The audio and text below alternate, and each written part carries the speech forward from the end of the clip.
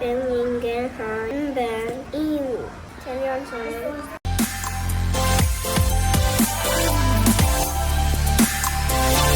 耶穌同門徒坐船到咗加利利海嘅對岸，有一大班人走嚟想聽耶穌講道。過咗一陣之後，腓力，你去買嘢食啦！呢度咁多人，我冇咁多錢買嘢食喎。呢個時候有一個小朋友走咗過嚟。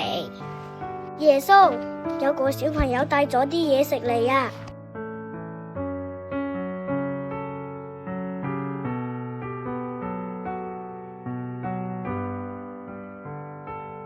耶穌拎起5塊餅，舉起祝謝，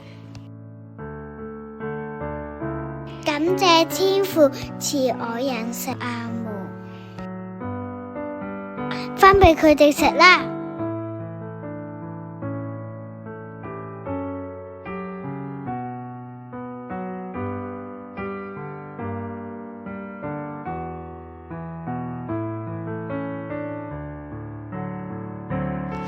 耶穌拎起2條嘢，舉起祝謝，感謝天父賜我人食，阿門。分俾佢哋食啦。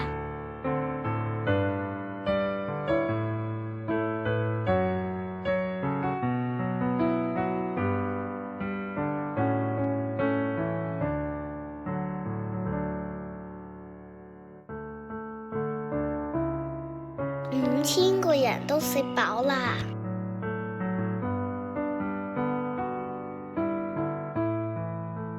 收拾。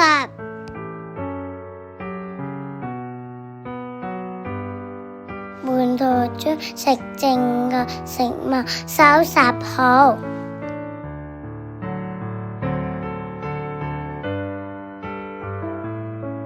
裝滿咗12個籃子。